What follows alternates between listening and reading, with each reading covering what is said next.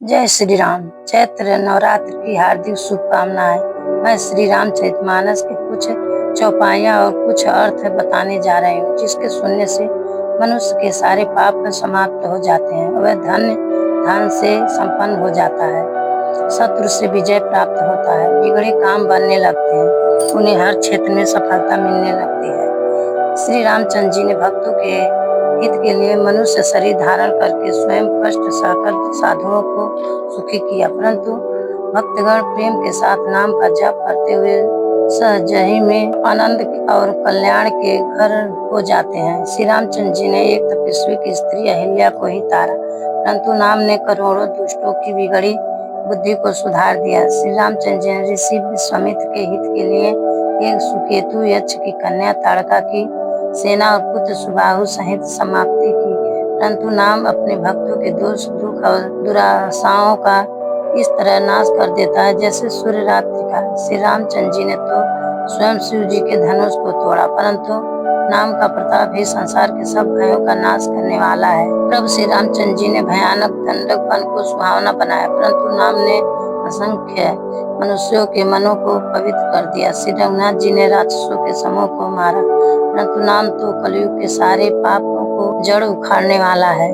श्री रघुनाथ जी ने तो सबरी जटायु आदि उत्तम सेवकों को ही मुक्ति दी, परंतु नाम ने तो अगणित दुष्टों का उद्धार किया। नाम के गुणों की कथा वेदों में प्रसिद्ध है। श्री राम जी ने सुग्रीव और विभीषण दोनों को ही अपने शरण में रखा, यह सब कोई जानते हैं, परंतु नाम ने अनेक गरीबों पर कृपा की है। नाम का यह सुंदर बिरध लोक और वेद में विशेष रूप से प्रकाशित है।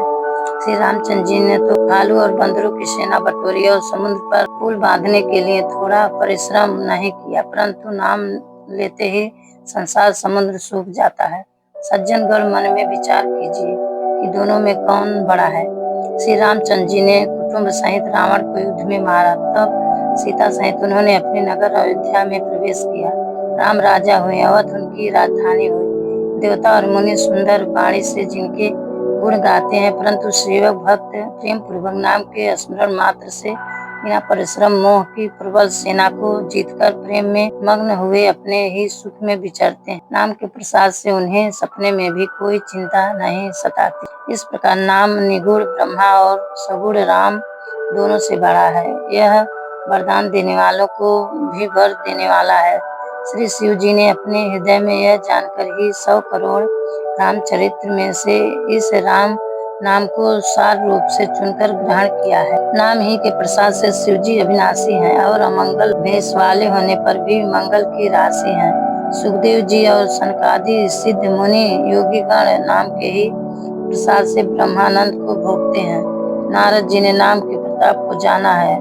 हरि सारे संसार को प्यारे हैं, हरि को हर प्यारे हैं, और आपसे नारद जी हरि और हर दोनों को प्रिय हैं। नाम के जपने से प्रभु ने कृपा की, जिससे प्रहलाद भक्त शिरोमणि हो गए। ध्रुव जी ने ग्लानि से भी माता के वचनों से दुखी होकर सकाम भाव से हरि नाम को जपा और उनके प्रताप से अचल अनुपम स्थान ध्रुवलोक प्राप्त किया। हनुमान जी ने पवित्र नाम का स्मरण करके श्री राम जी को अपने वश में कर लिया है। नीच अजामिल गज और गणिका वेश्या भी श्री हरि के नाम के प्रभाव से मुक्त हो गए। मैं नाम की बड़ाई कहाँ तक कहूँ, राम भी नाम के गुणों को नहीं गा सकते। कलयुग में राम का नाम कल्पतरु, मनचाहा पदार्थ देने वाला और कल्याण का निवास, मुक्ति का घर है, जिसको स्मरण करने से भागसार निष्कृष्ट तुलसीदास तुलसी के समान पवित्र हो गए। केवल कलयुग की ही बात नहीं है, चारों युगों में, तीनों कालों में और तीनों लोकों में नाम को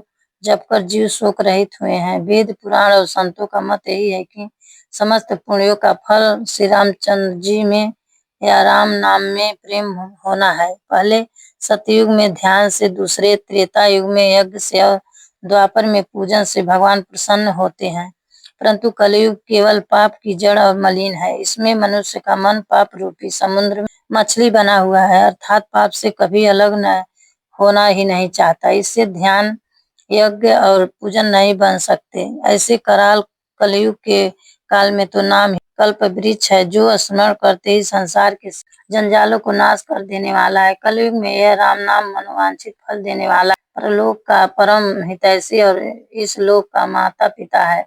अर्थात परलोक में भगवान का परम धाम देता है और इस लोक में माता पिता के समान सब प्रकार से पालन और पोषण करता है। कलयुग में न कर्म है, न भक्ति है और न ज्ञान ही है। राम नाम ही एक आधार है। कपट की खान कलयुग रूपी कालनेमी के मारने के लिए राम नाम ही बुद्धिमान और समर्थ श्री हनुमान जी हैं।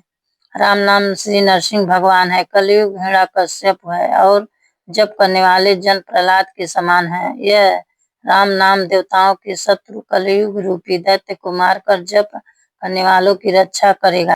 अच्छे भाव, प्रेम से, बुरे भाव, बैर से, क्रोध से या आलस्य से किसी तरह से भी नहीं जपने से दसों दिशाओं में कल्याण होता है। उस परम कल्याणकारी राम नाम का स्मरण करने और श्री रघुनाथ जी को मस्तक नवाकर मैं राम जी के गुणों का वर्णन करता हूँ।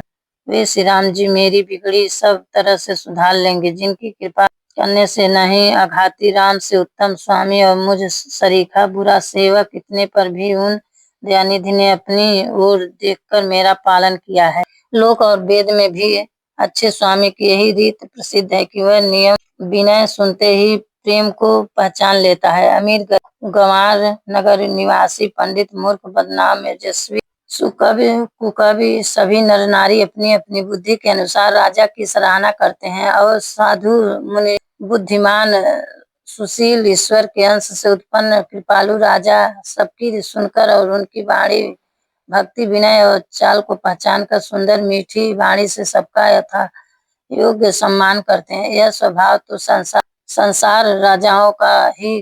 कौशलनाथ श्री रामचंद्र जी तो चतुर शिरोमणि हैं। श्री रामचंद्र जी तो विशुद्ध प्रेम से ही रिझते हैं, पर जगत में मुझसे बढ़कर मूर्ख और मलिन बुद्धि और कौन होगा। तथापि कृपालु श्री रामचंद्र जी मुझ दुष्ट सेवक की प्रीति और रुचि को अवश्य रखेंगे। जिन्होंने पत्थरों को जहाज और बंदर भालुओं को बुद्धिमान मंत्री बना लिया, वे हमें भी अपनी सेवक की तरह अपने चरणों में जरूर रखें।